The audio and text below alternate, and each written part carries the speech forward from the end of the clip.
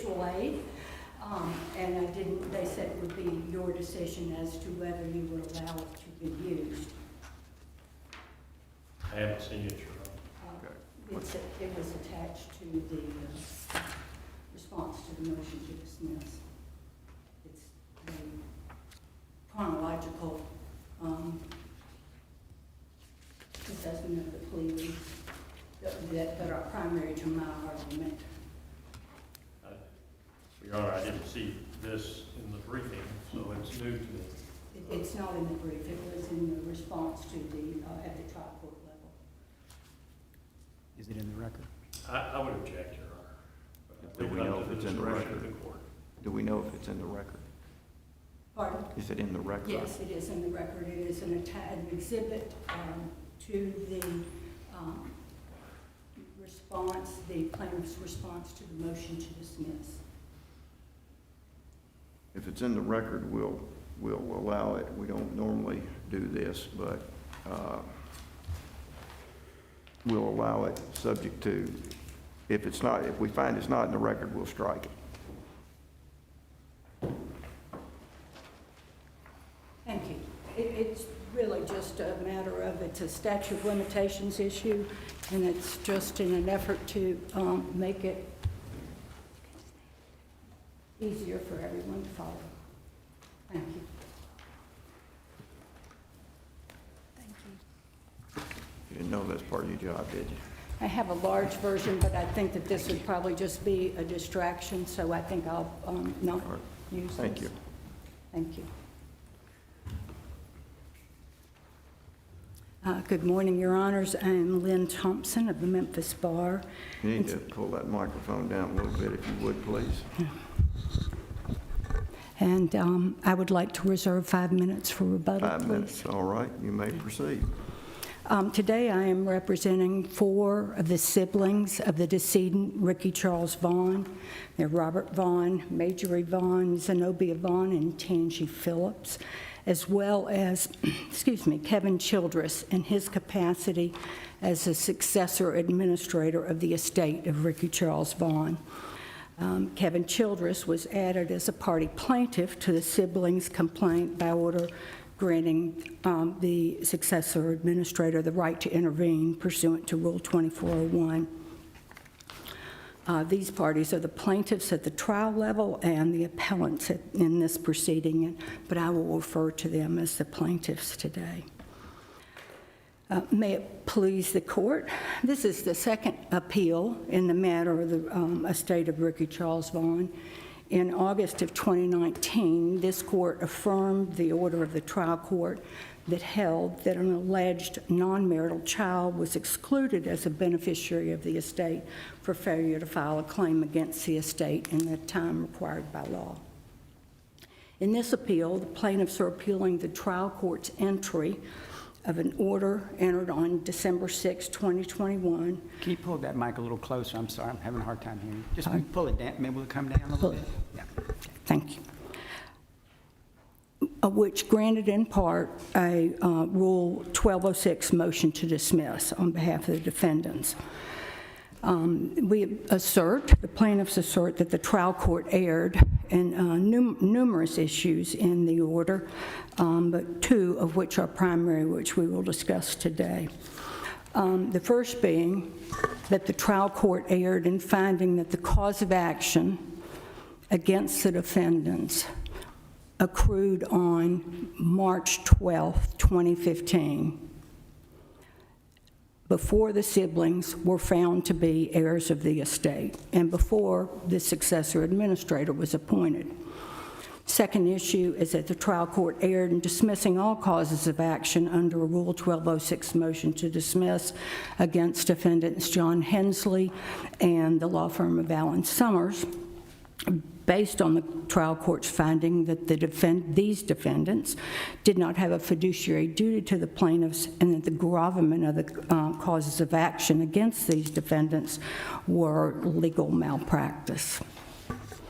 As to the first issue, the trial court stated in its order that The question in this case is when the plaintiffs could have or should have discovered a cause of action.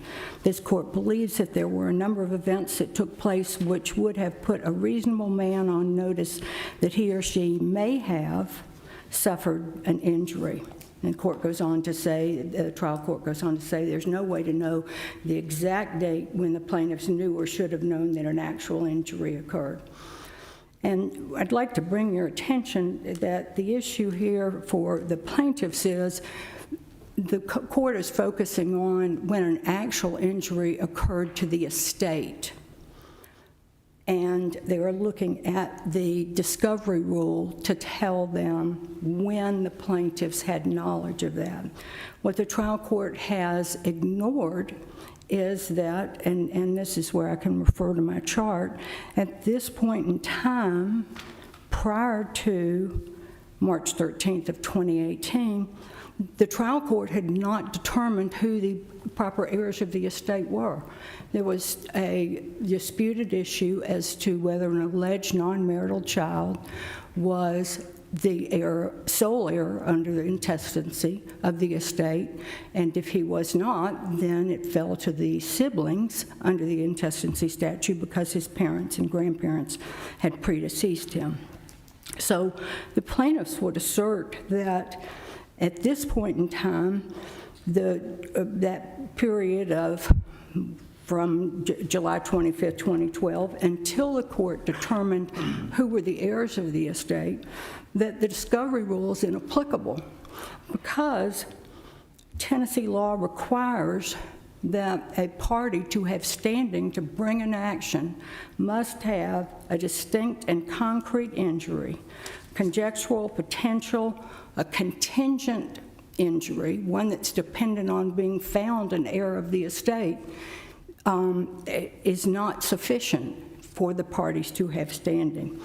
The plaintiffs don't deny that they had knowledge of this, and as you see, looking again at the chart, on March 12th, 2015, which is the date the trial court used as the accrual of the cause of actions brought by the plaintiffs, on behalf of themselves as siblings, as it was titled in the pleading, the siblings filed a motion to appoint an administrator ad litem. And as Judge Golden well knows this law and the application of Mason v. Spurlock, I apologize for bringing this to you so late in the day, that when you have an administrator appointed by the estate under the law in Tennessee, they are the only party that can bring an action on behalf of the estate. So the siblings, not knowing whether they were actual heirs or beneficiaries of the estate at this point, did the only thing they felt they had a right to do, which was to file a motion to appoint an administrator ad litem. The law in Link and Hendrickson all refers to that as the proper procedure. The judge didn't hear it. The judge said, Ms. Thompson, I don't know if your clients have a right to bring that action. It was never heard, never decided. We remained in limbo for another 3 years until a judge decided that the non-marital child was excluded as an heir. Of when the siblings knew and what they knew. Excuse me, Ms. Thompson. At the time that you filed this motion, did the defendants take the position that you didn't have standing? Yes, the defendants claimed that the heirs did not have standing up until the motion to dismiss, all the way through. And that's what our equitable estoppel argument is about, that they changed positions once they filed the motion to dismiss. The doctrine of standing restricts the exercise of judicial power to litigants who can show an actual injury in fact resulting from the action which they seek to have the court adjudicate. And that's from the estate of Farmer. Under Tennessee law, there's 3 indispensable elements to establish standing, And the first and primary issue is that the plaintiff must show a distinct and concrete injury. Conjectural or potential injuries are not sufficient to have standing. Without having a vested interest in the estate, without being identified as the beneficiaries, now they had been identified in the original petition to open the estate because that's before the non-marital child was identified, but that's not a ruling of the court. So without that concrete injury, the plaintiffs were sitting by, not without standing to do anything. The Tennessee Supreme Court in ACLU v. Darnell held that a cause of action does not accrue and a statute of limitations does not begin to run until the party has standing to bring the cause of action, and standing requires a concrete present injury. The injury must be de facto. So again, neither the non-marital child or the siblings had standing because neither one of them could say, we have an actual injury. Both of them were in a situation where it was contingent on the trial court making a decision about which party were the actual beneficiaries of the estates.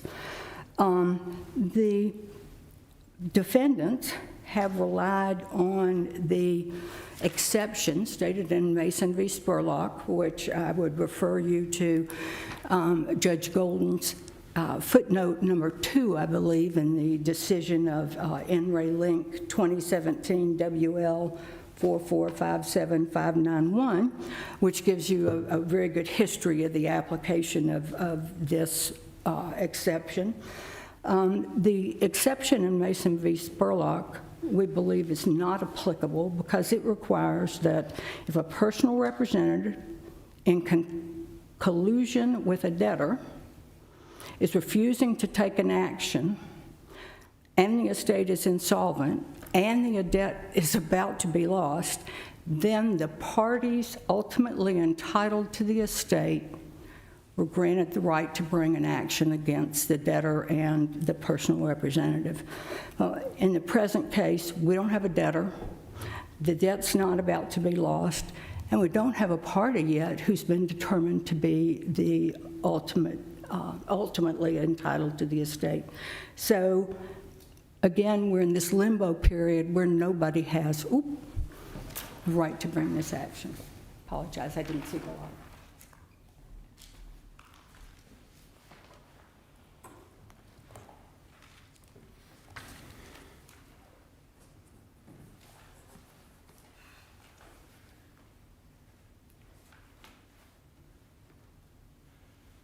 Good morning, Your Honor. I'm limping because I tripped over my dog. My wife was happy the dog wasn't hurt. I'm David Wade. I'm appearing for the law firm of Allen Summers and John Hensley. With me is Mr. Dylan McQueen. Your Honor. Are you making the sole argument? Pardon me? Are you making the entire argument? I am. Okay.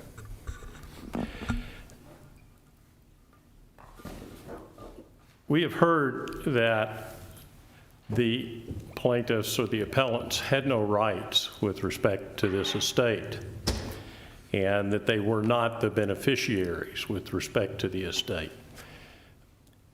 In fact, the orders of the court established them as beneficiaries on July the 18th, 2012, specific order establishing these siblings as the beneficiaries. So I'm going to come back to that. I identified basically 3 issues. One is the gravamen of the case.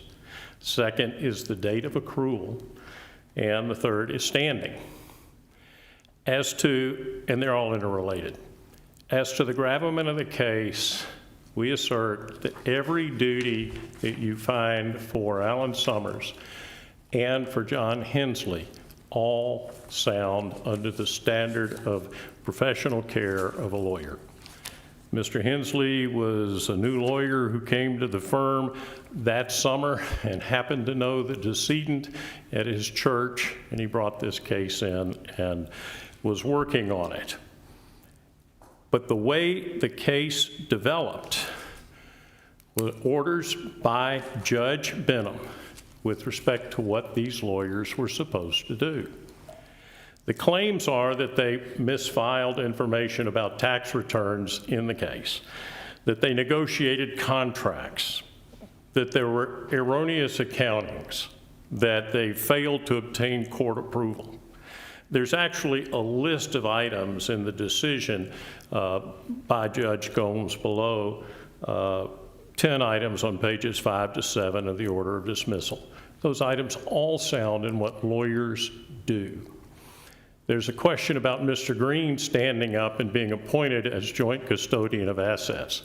I would submit he did that in an open court. Judge Benham, because the administrator couldn't pay for a bond, Judge Benham ordered him to be the joint controller of assets. There's a claim, well, that created a different fiduciary duty. I would suggest that it is the duty of a lawyer to obey the orders of a court. Rule 2 of the probate court specifically says that it's the duty of a lawyer to obey the orders of the court. There's no claim that Mr. Green didn't do what he was supposed to do. He did. He signed checks. He is claimed to have done all this negotiating, et cetera. Mr. Wade, let me ask you this. Let's assume that argument is correct and all of these Yes, sir. all of these issues found in legal malpractice. Doesn't it all rise or fall on this issue of standing?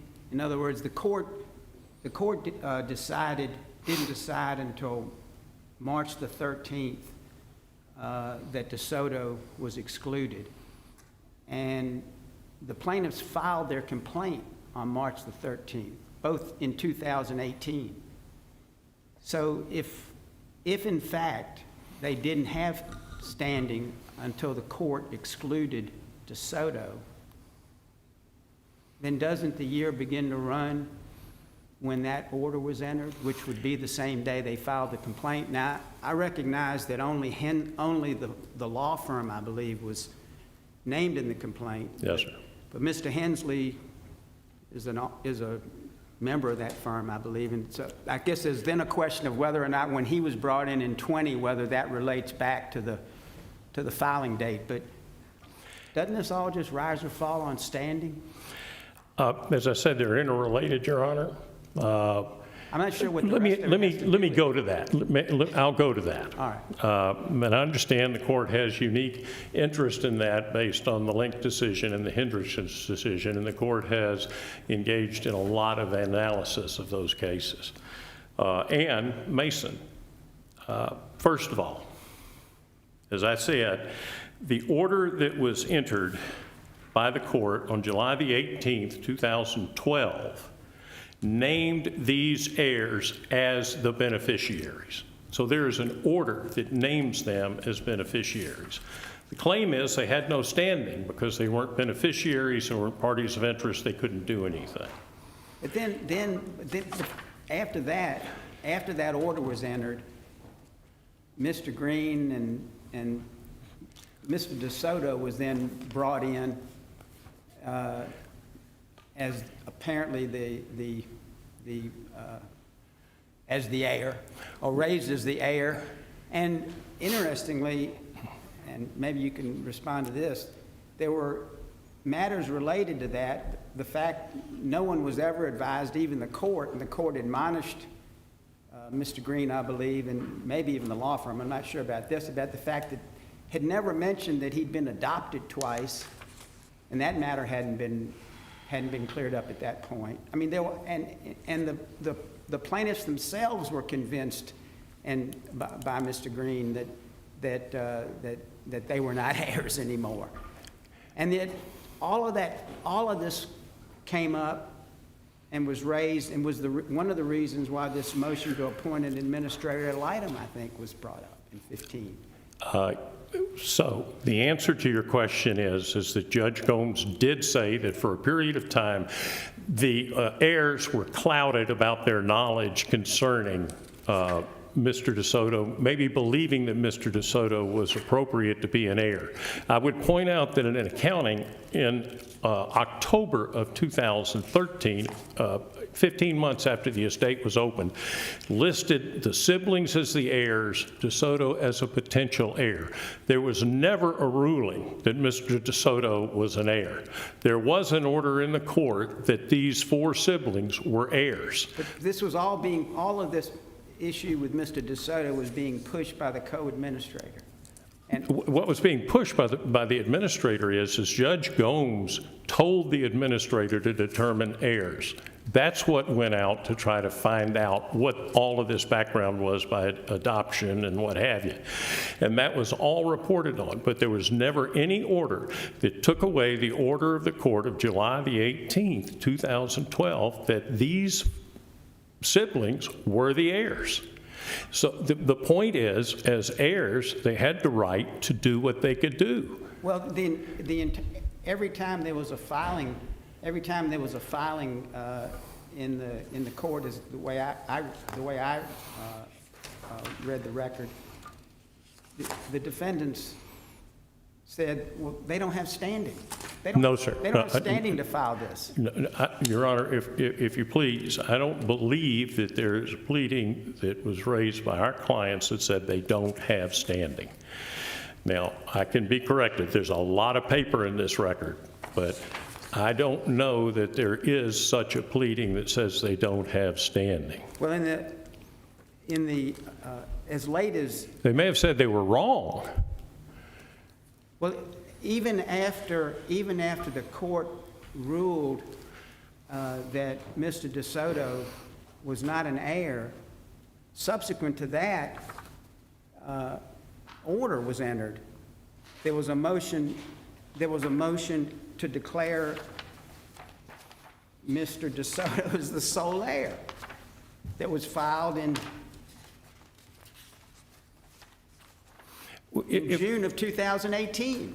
Your Honor, if I may, there may have been a motion, but there was never anything that changed the order of the court. The point is that these heirs had the right to do several things. They had the right to file a lawsuit under the Mason theory. Under Hendrickson, they could have filed a motion to intervene under 24.01. Under Hendrickson, they could have filed for the appointment of an administrator, which they did, and they did that on March the 12th of 2015. Well, And they knew everything then. Didn't the court basically say, I'm question whether or not they had standing, and said she wasn't gonna rule on anything until she ruled on who the heirs were? Your Honor, the heirs asked for a stay of proceeding. The court never ruled on that motion. They could have pushed the court to rule on the motion. The court didn't rule. Now, that was their motion, but it was brought, if the court please, with all the statements of everything that happened on March the 12th, 2015. This lawsuit was filed on March the 13th, 2018, 3 years and 1 day. And that was the day that the court determined who the heirs were. Yes, Your Honor.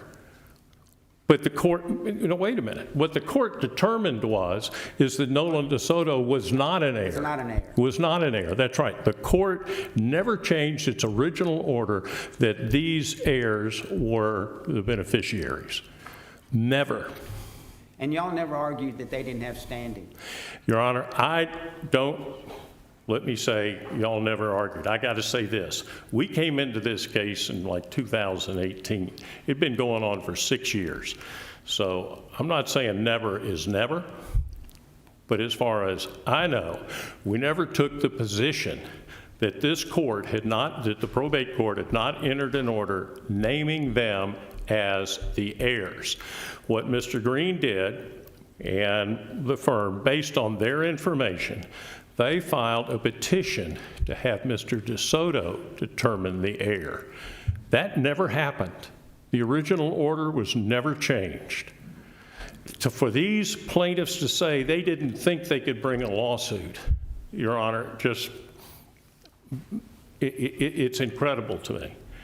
how they didn't think that they could come in to try to intervene, which Hendrickson would have allowed. They didn't, when they filed a motion for the appointment of an administrator, nothing ever happened on that motion. There was no order that I'm aware of that was ever entered in that motion.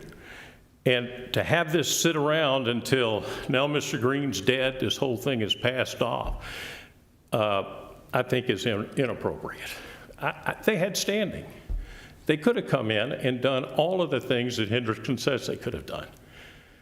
And as I said, there was an order, they signed waivers upon, they entered into a contract of an employment agreement with this law firm as the heirs. They signed it as the heirs. The employment agreement says that it can't be altered or amended without the written agreement of all parties. That never happened. It is beyond belief to me that if they'd filed anything in this court, in the probate court, it would not have been attended to. So, where are we? I guess I'm not going to talk about the gravamen of the case. It all sounded an attorney practice. The date of accrual, the court said, was March the 12th, 2015. That's when they pleaded they knew all the facts.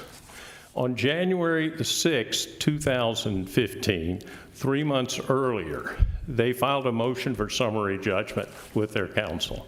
They had constructive knowledge, if not actual knowledge, of everything in the record.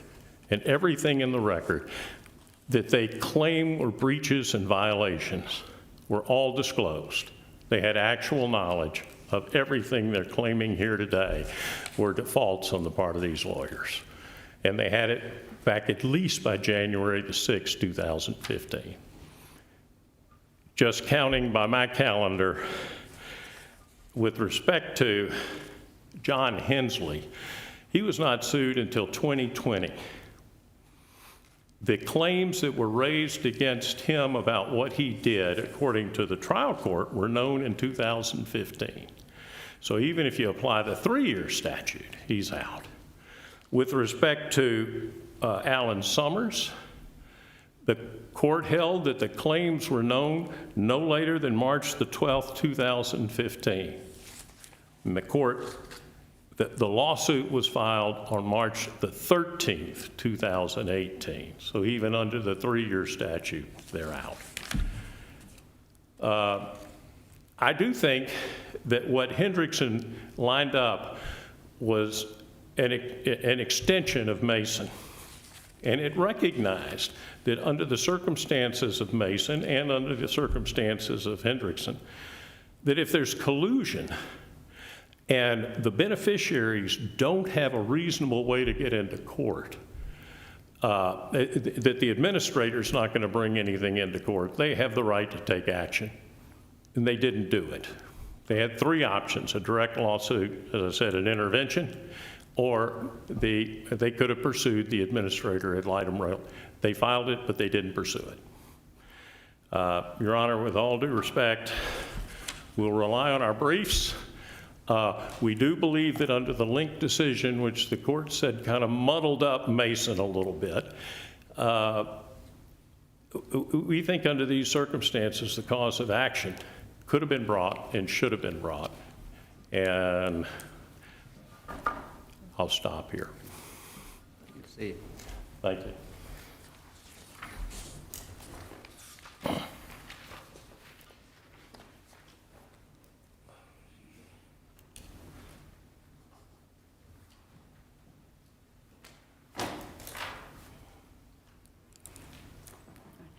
I would like to correct a few Pull that things mic that down now. have come up. Ms. Thompson, could you please pull the mic down? I'm sorry again. The plaintiff's original complaint was filed on March the 8th, 2018, and Mr. Wade was referring to the filing on the 13th. It was originally filed on the 8th of March, and it was amended on the 13th. On the 8th, it was filed as interested parties and the siblings, because we were facing a 5-year statute of repose regarding the sale of the business in March of 2013, when the court found that the siblings were the rightful heirs, actually by default, by excluding Nolan DeSoto. That's when they changed it to read ex rel on behalf of the estate. That was the first time that they had standing to do such. One other thing that Mr. Wade said, that Judge Gomes directed the administrators to determine the heirs of the estate. She did not. She directed, when they filed at the hearing on the petition where they filed to determine Nolan DeSoto as the sole heir, she directed the attorneys to get the adoption records for Nolan DeSoto and present them to the court. According to the discovery, they got the adoption records but the early 2014. They didn't file them until November of 2014, and what they filed them with was an argument as to why the Mississippi adoptions could be set aside. Totally inappropriate for the neutral party serving as the administrator of the estate. But at that point, they all had a very vested interest in seeing that Nolan DeSoto was the sole heir. One more issue, Your Honor, you had referenced, did the defendants ever argue that the plaintiffs did not have standing? As I said, they regularly did. They did in the petition to identify Nolan DeSoto and all the arguments then. 3 months after the court found that Nolan DeSoto was excluded, Robert Green and Alan Summers, on behalf of themselves, filed a motion to declare Nolan DeSoto as the sole heir of the estate, arguing yet again that at this point they had successfully had the Mississippi adoptions overturned, and so they made a number of arguments. So this is a part of what we are arguing is representative of aiding and abetting the breach of fiduciary duty by going outside they're not even a party to the estate, and they're still arguing that Nolan DeSoto is the sole heir. That was filed on June 20th, 2018, and it is attached in the appendix to the plaintiff's brief, the first brief, not the reply brief, as tab number 8. I want to just speak very quickly as to the gravamen of the issue. The trial court found that the actions regarding, excuse me, I'm losing my voice, trying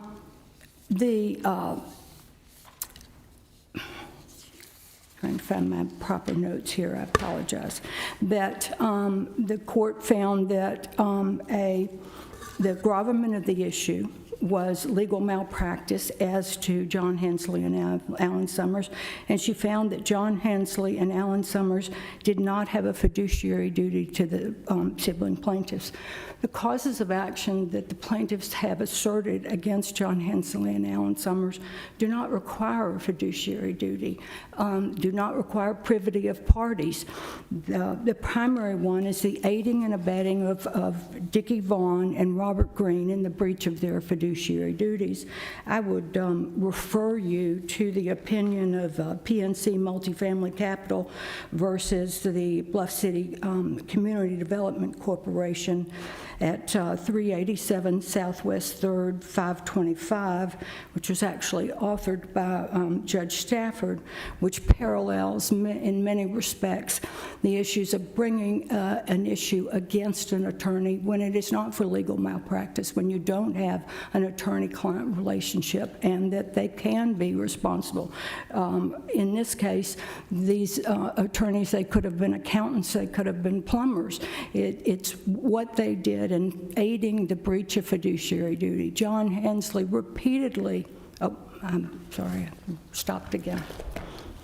Thank you very much for your time. Thank you, counsel. We will take this matter under advisement and attempt to render an opinion at the earliest possible time. I think that concludes the call of the docket. for this morning. We'll be in recess to be called to the docket later this week. All rise.